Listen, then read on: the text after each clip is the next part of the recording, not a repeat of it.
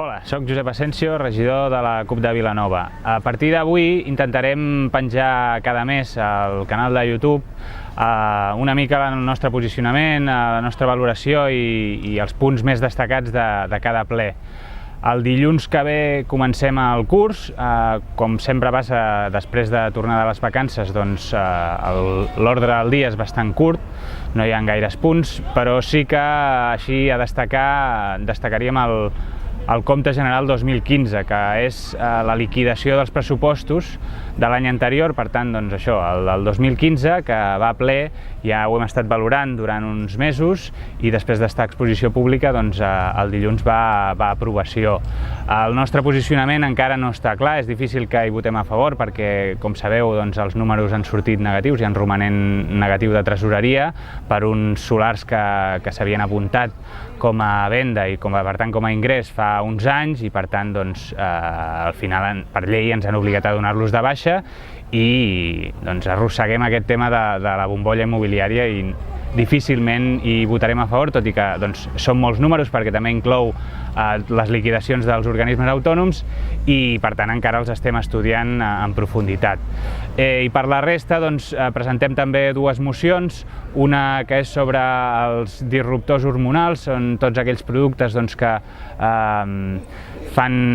provoquen disfuncions en l'organisme, diguéssim, de les persones humanes,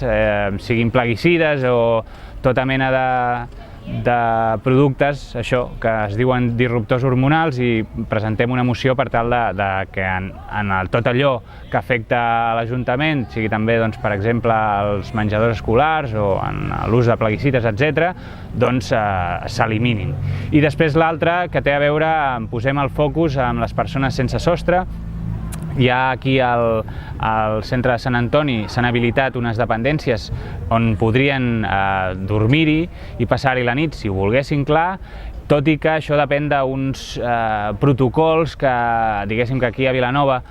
per les temperatures que tenim, doncs és difícil que hi arribem, no? S'haurien d'arribar a unes temperatures extremes perquè s'activés aquest protocol i per tant que s'utilitzessin. Nosaltres el que demanem és que ja que tenim aquest equipament, doncs que se li doni un ús, que es faci un seguiment de les persones sense sostre, de les seves necessitats i que doncs, es puguin detectar també això,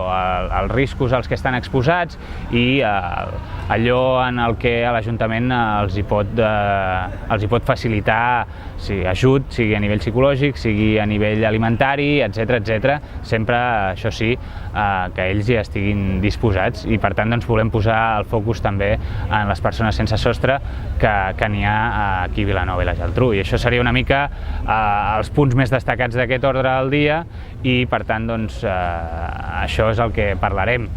Després del ple doncs, us penjarem aquí al mateix al canal de YouTube de la CUP els talls més interessants de cada ple i com sempre ens podeu seguir a través de les xarxes socials.